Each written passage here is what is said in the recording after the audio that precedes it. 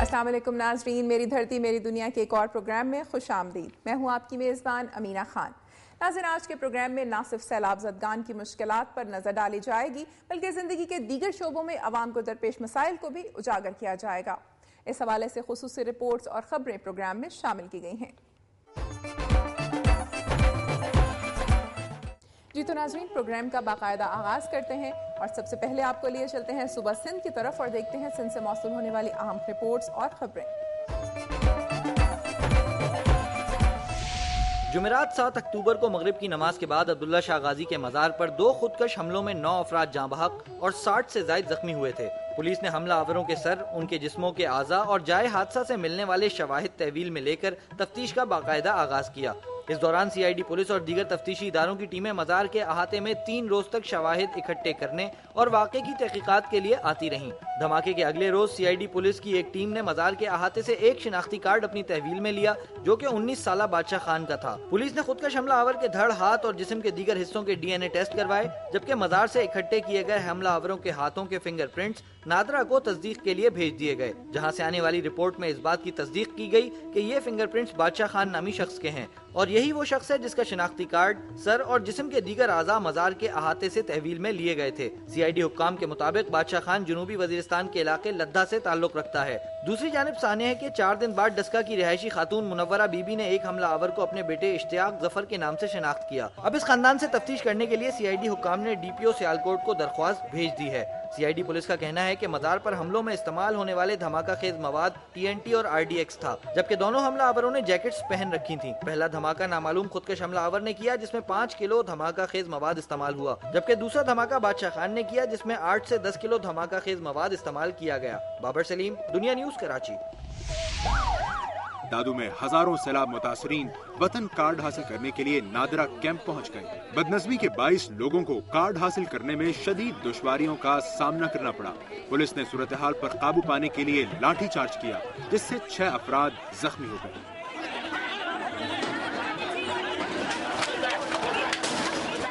मुतासरीन ने इल्जाम लगाया कि पुलिस एहलकार रिश्वत लेकर लोगों को नादरा ऑफिस में दाखिल कराते हैं। उन्होंने हुकूमत से मुतालबा किया कि इलाके में मजीद नादरा ऑफिस खोले जाए।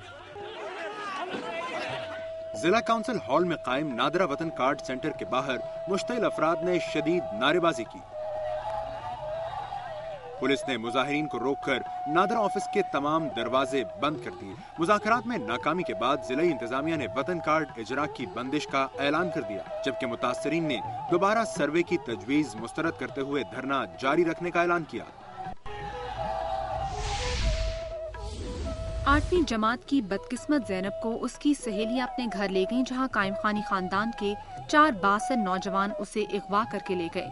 शैतान सिफ्त मुल्जिमों ने न सिर्फ 13 साला लड़की को इज्तिमाई ज्यादती का निशाना बनाया, बल्कि काबिल एतराज वीडियो बनाकर इंटरनेट पर भी जारी कर दी।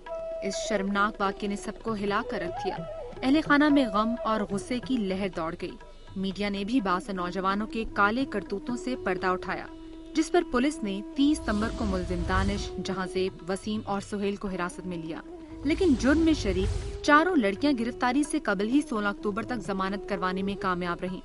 वाक़े को 2 माह गुजर गए, लेकिन इलाके में खौफ की फिजा बरकरार है। 30 लाख आबादी पर मुश्तमिल इस इलाके में एक ही गर्ल्स स्कूल, लेकिन वहाँ अब वालिदैन अपनी बच्चियों को भिजवाने पर रजामंद नहीं। काम करने वाली खवातीन भी अनजाने डर में मुब्तला है। मुल्जिम सलाखों के पीछे होने के बावजूद धमकियां मुतासरा खानदान का पीछा नहीं छोड़ रही। पुलिस की जानिब से भी लड़की के वरसा को किसी किस्म का तहफ़्फ़ुज़ फराहम नहीं किया गया। इलाके से ताल्लुक रखने वाली कोई सियासी शख्सियत सिंध की बेटी से हमदर्दी के 2 बोल बोलने भी न पहुंची।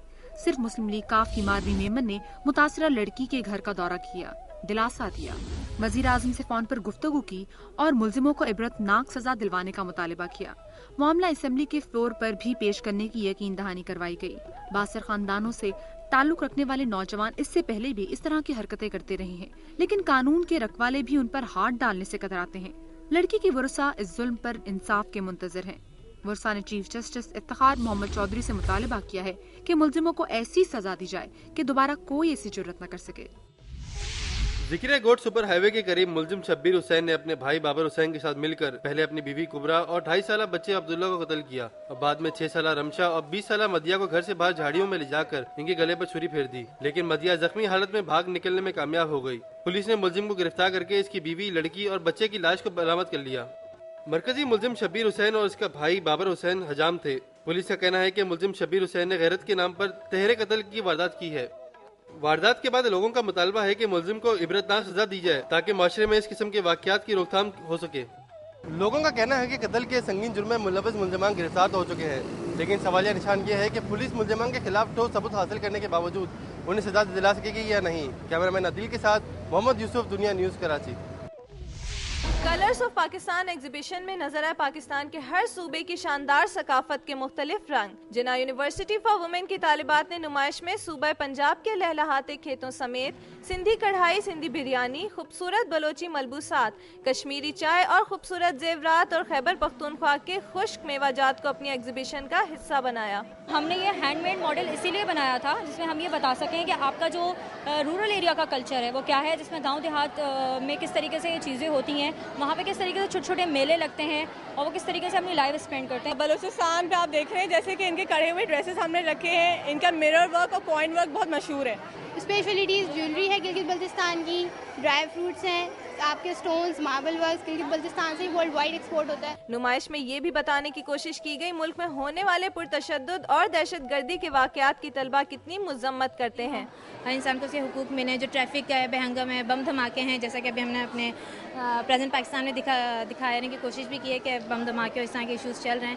ہم فیوچر پاکستان میں کوشش ہے کہ حالات تھوڑی ذرا اچھی ہو جائیں۔ اسٹالز پر صوبوں کے خاص پکوانوں کے نمونوں پر ہجوم دیکھنے میں آیا۔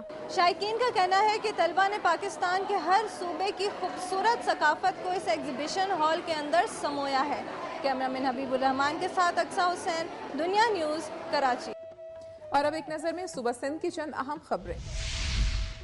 ضلع مٹیاری کے ہزاروں سیلاب متاثرین کو وطن کارڈ نہ ملنے کے خلاف شہید بے نظیر بھٹو ویلفیئر سوسائٹی کی جانب سے احتجاجی ریلی نکالی گئی۔